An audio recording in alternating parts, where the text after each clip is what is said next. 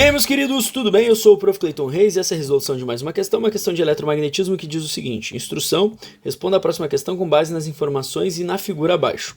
Uma bobina está próxima de um ímã em forma de barra, como indica a figura.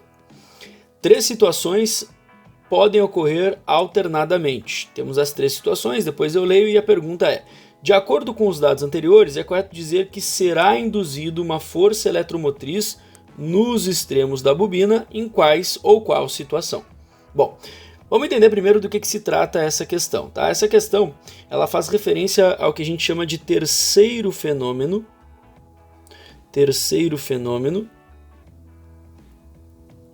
do eletromagnetismo.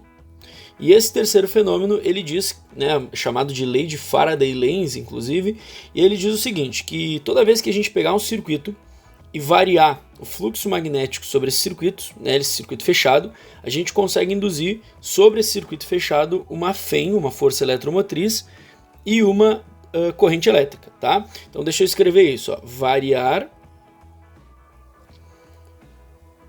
o fluxo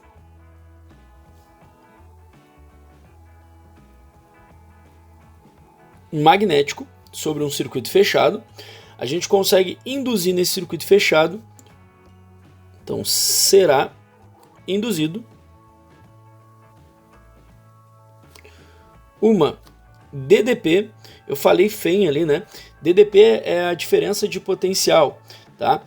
Essa DDP, dentro dessa matéria, ela é chamada de FEM, que é a força eletromotriz que a questão sugere aqui, né? Ó, será induzida uma força eletromotriz. Isso aqui pode ser chamado de FEM, que não deixa de ser uma DDP, não deixa de ser uma diferença de potencial. Só que conceitualmente tem uma diferença, por isso que a gente chama de FEM nessa parte da matéria. Então uma DDP e uma corrente elétrica.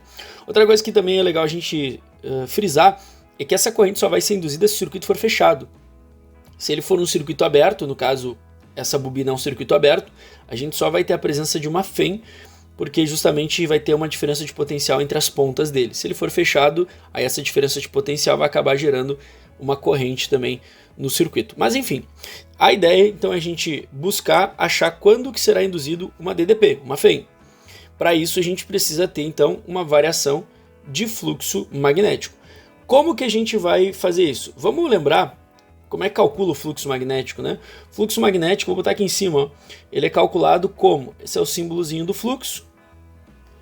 B, que é o campo magnético da região. A, que é a área dessa espira, dessa bobina, né, do circuito que a gente estiver analisando.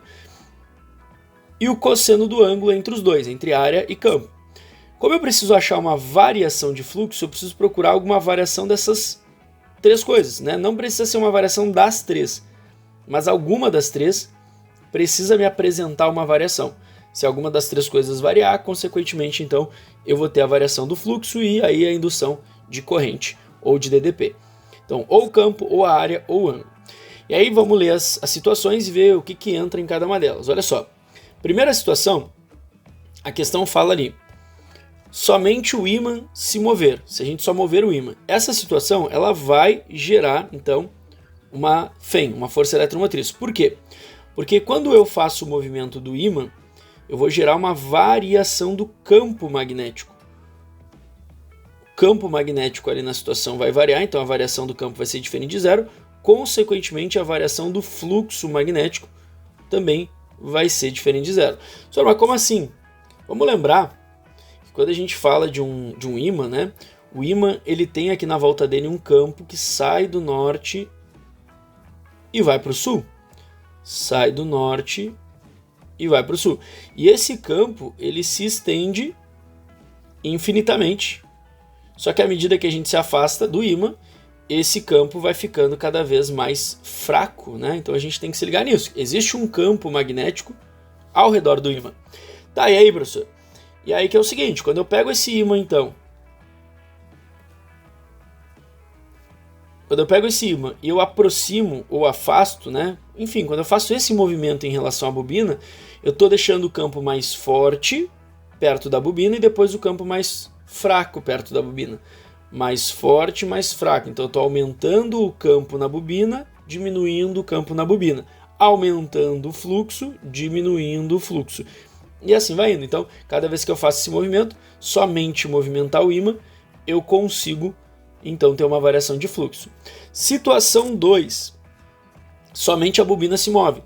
Tá, é a mesma lógica, né? Então, se na situação 1 a gente consegue ter, na situação 2 também. Por quê? Por causa do mesmo motivo. A gente vai ter uma variação de campo, consequentemente uma variação de fluxo. Ah, mas senhor, não entendi. Tá, pensa o seguinte, ó. Deixa eu desenhar aqui a bobina. Imagina que isso aqui é a bobina. Tá bem feia, mas dá para entender. O que acontece? Ó? Se eu pegar e fazer esse movimento, ó, aproximar e afastar, o que a gente vai ver? Cada vez que eu aproximo, eu vou ter um campo mais intenso, ou seja, aumento o fluxo. Cada vez que eu afasto, um campo mais fraco, diminui o fluxo. Ou seja, não faz diferença se eu mexo o ímã, a bobina ou os dois nessa situação. Então a 2 também tem. E na 3, os dois se movem com a mesma velocidade em sentidos contrários. Os dois se movem com a mesma velocidade em sentidos contrários. Essa também vai gerar essa situação. Por quê? Pelo mesmo motivo. Se os dois se movimentarem em sentidos contrários, basicamente o que vai acontecer? Quando um ir para um lado e um ir para o outro, a gente vai ter uma diminuição de um fluxo. Nesse caso, se eles se afastarem, diminui o fluxo, porque diminui o campo. Agora, se eles forem um em direção ao outro, também são sentidos contrários, eles vão se aproximar, onde vai aumentar o campo, vai aumentar o fluxo. E eles vão ficar nessa. Aumenta o campo, aumenta o fluxo. Diminui o campo, diminui o fluxo. Então tem variação também nessa situação. Tu percebe que as 3 situações têm variação e nas 3 é pelo mesmo motivo. Pelo fato de eu me aproximar e me afastar do campo magnético desse ímã. Olhando as alternativas, nós ficamos com a alternativa E, que é a resposta aí para essa questão. Espero que vocês tenham entendido, espero que vocês tenham gostado. Muito obrigado por assistirem até aqui. Fiquem ligados aí nas próximas resoluções. Era isso. Bons estudos para vocês e tchau, tchau.